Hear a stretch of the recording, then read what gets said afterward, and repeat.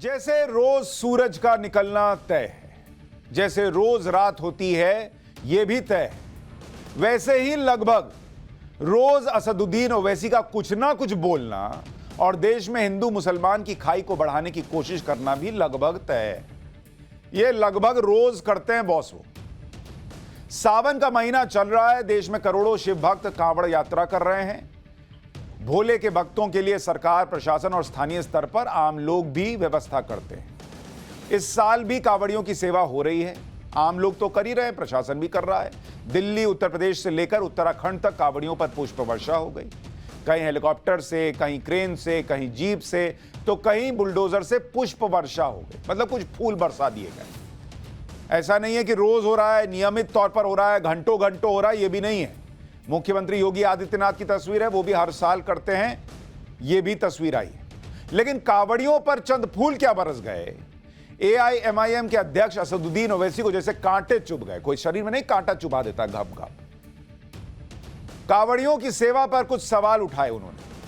आज पाठशाला में उनके सवालों का फैक्ट के साथ कायदे से जवाब दूंगा, लेकिन पहले ओवैसी की तकलीफ क्या है वो आपको बता देता हूं।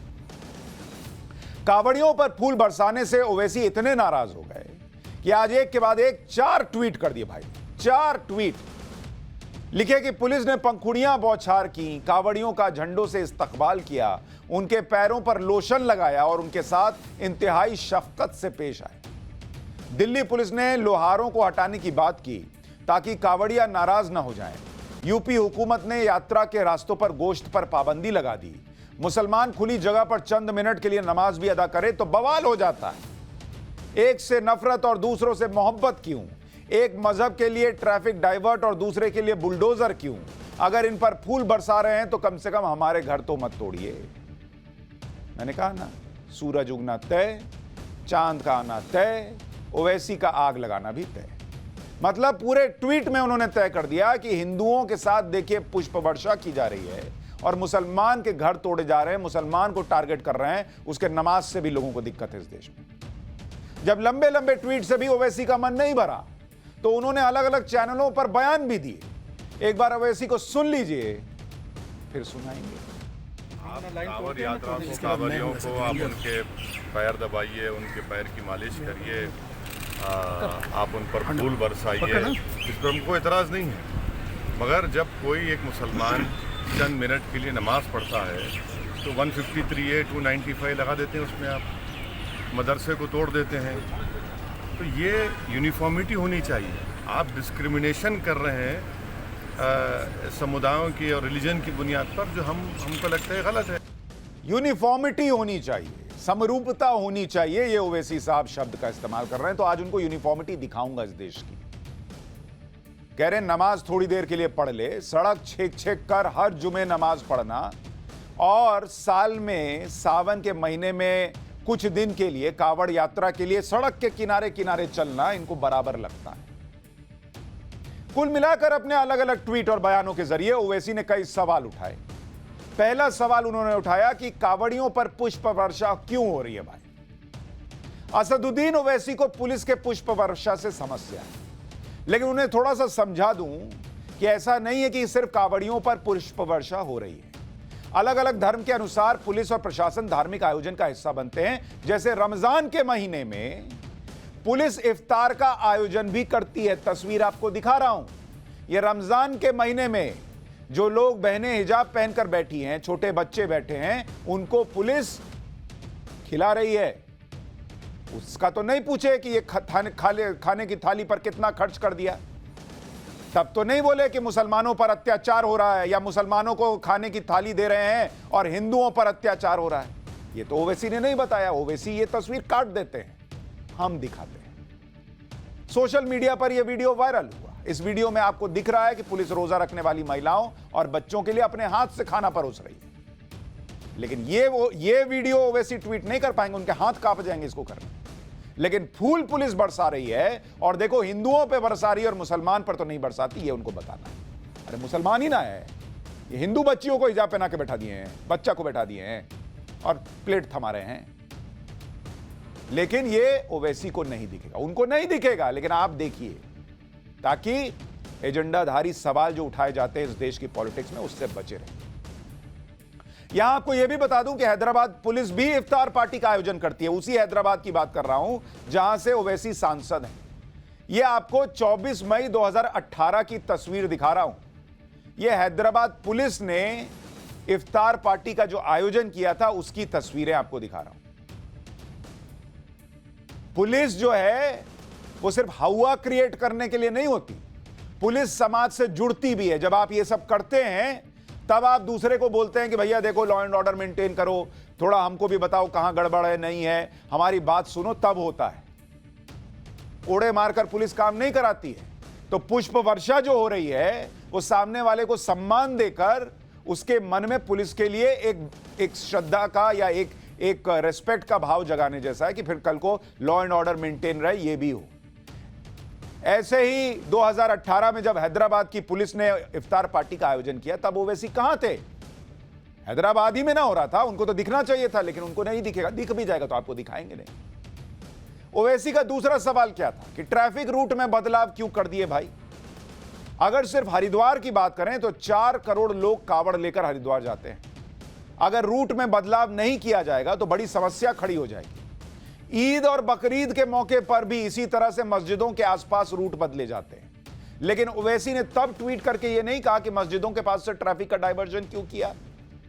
असदुद्दीन ओवैसी ने जब दिल्ली में महीनों सीए और एनआरसी के प्रोटेस्ट के नाम पर सड़क छेक कर लोग बैठ गए, जिसको सुप्रीम कोर्ट तक ने कह दिया कि यह ठीक नहीं था, आम लोगों के अधिकार छीनने जैसा था, बच्चे घंटों बस में फंसे रहते थे, एम्बुलेंस को जाने में दिक्कत होती थी, घंटों का जाम रोज लगता था, तब ओवैसी को नहीं दिखा कि रूट क्यों डाइवर्ट हो रहा है उस सीए एनआरसी के प्रोटेस्ट की वजह से शाहीन बाग में। आज जरा कोने कोने में चलने वाले कावड़ियों की वजह से रूट डाइवर्ट हुआ, इधर से उधर से रास्ता दिया गया तो बहुत तकलीफ हो गई। यूपी के एडीजी लॉ एंड ऑर्डर ने भी यह बात कही कि हर धर्म के धार्मिक त्योहार पर ऐसा होता है बॉस, रूट बदले जाते हैं। एक बार उनको सुन लीजिए। जो माइनॉरिटी के भाइयों ने भी देखा होगा आपने कि कांवड़ियों का किस तरह से वेलकम किया, उनको पानी पिलाई, उनके इलाज इत्यादि की व्यवस्था थी। इसी तरीके से जब दूसरे धर्म का होता है तो दूसरे पक्ष के लोग भी व्यवस्थाएं करते हैं। अभी हाल ही में बकरीद का त्यौहार हुआ था, तो शासन के लेवल से जो भी व्यवस्थाएं होती हैं वो ट्रेडिशन के हिसाब से कराई जाती हैं। भाई ओवैसी का आरोप है कि कावड़ यात्रा से लोगों को परेशानी हो रही है, ट्रैफिक डाइवर्ट किया गया है। ओवैसी को इस बार उत्तर प्रदेश से आई ईद की तस्वीरें दिखा देता हूं। जब ईद के लिए पुलिस और प्रशासन ने पूरा इंतजाम किया था, ईद सेलिब्रेट करने वालों को परेशानी ना हो इसके लिए ट्रैफिक डाइवर्ट किया गया था, पुलिस वहां खड़ी थी, तब ओवैसी को नहीं दिख रहा था, तब असदुद्दीन ओवैसी को नहीं दिख रहा था। लेकिन उनको क्या एजेंडा सेट करना है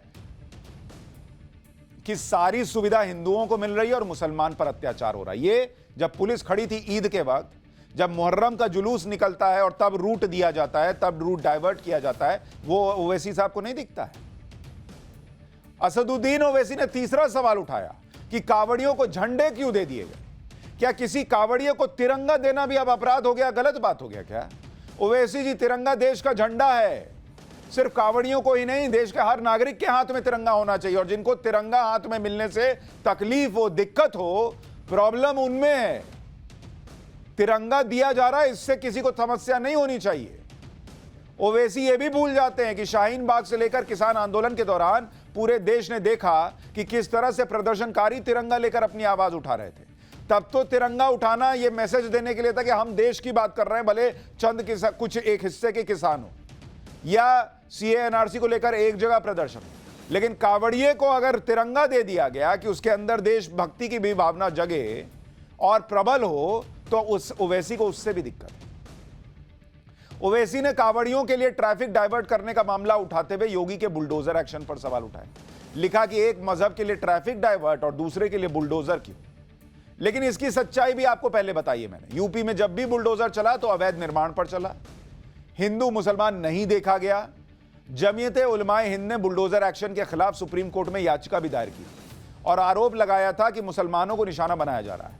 इस पर कोर्ट में एसजी मेहता ने खरगोन हिंसा का उदाहरण दिया था और कहा था कि खरगोन हिंसा के बाद जिन लोगों के अवैध निर्माण पर बुलडोजर चला उसमें 88 हिंदू थे और 26 मुसलमान।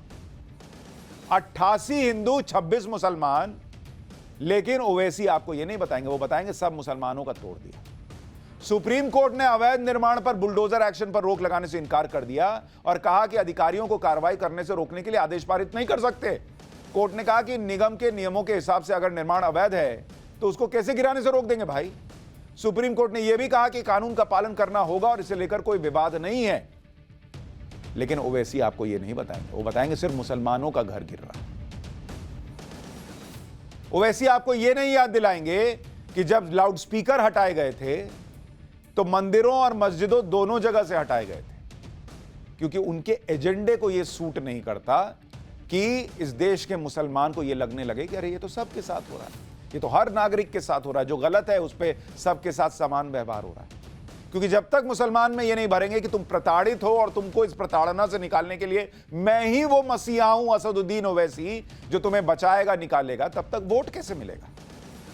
जिस कावड़ यात्रा पर पुष्प वर्षा से ओवैसी नाराज हैं, वो तो योगी आदित्यनाथ के मुख्यमंत्री बनने के बाद पिछले कुछ सालों में ही शुरू हुई।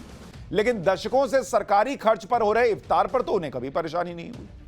सरकारी खर्च से आयोजित होने वाले इफ्तार पार्टी सही थी और कावड़ यात्रा पर पुष्प वर्षा क्या हो गई, सब गलत हो गया। इफ्तार दे दीजिए, इफ्तार की पार्टी पर पैसा खर्च कर दीजिए तो सेक्युलरिज्म बढ़ता है, और कावड़ियों पर 4 फूल बरसा दीजिए तो कम्युनल हो जाते हैं। आपको उदाहरण देकर समझाता हूं ओवैसी जी। गाजियाबाद में अखिलेश यादव ने मुख्यमंत्री रहते हुए एक हज हाउस बनवाया। करीब 11 साल में 51 करोड़ रुपए में हज हाउस तैयार हुआ। अब ये तो मानेंगे कि हज हाउस में एक धर्म विशेष यानी मुसलमानों के लिए बनाया गया होगा, तब कोई समस्या नहीं थी उस हज हाउस से। धार्मिक आयोजन के लिए पहले भी सरकार के फंड से पैसे खर्च होते रहे।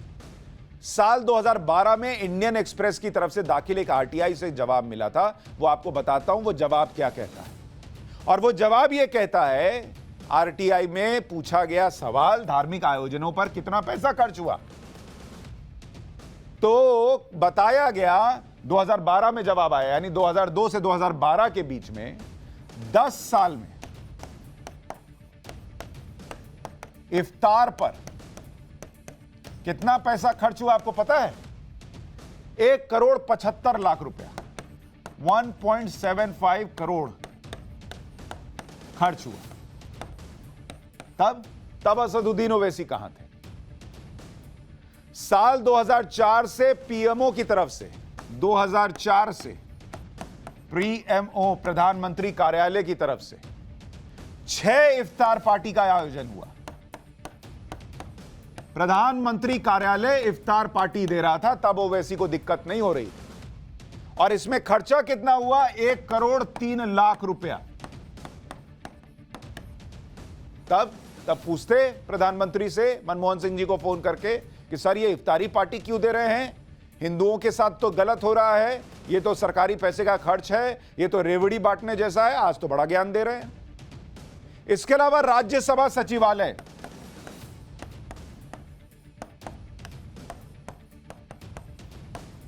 उसने भी इफ्तारी पार्टी दी 2007 और 8 के बीच में। ये सब आरटीआई में जानकारी आई है, वो आपको बता रहा हूं। 22,75,000 रुपए खर्च किए राज्यसभा सचिवालय ने इफ्तार पार्टी पर। लोकसभा सचिवालय, भैया सब देखते जाइए, वो सारे दौर जो हैं इफ्तार पार्टी के, वही इस देश को सेक्युलर बना रहे थे। कावड़ियों पर फूल बरसते पूरा देश कम्युनल हो गया। लोकसभा सचिवालय ने 2010 और 2011 में 2 इफ्तार पार्टी दी, और उस पर पैसा कितना खर्च हुआ? 5,83,000 रुपया। तो ओवैसी साहब से कोई पूछे कि जब लोकसभा सचिवालय यूपीए के जमाने में, राज्यसभा सचिवालय यूपीए के जमाने में, पीएमओ जब मनमोहन सिंह जी के जमाने में लाखों करोड़ों रुपए इफ्तार पार्टी पर खर्च कर रहा था, तब असदुद्दीन ओवैसी कहां थे?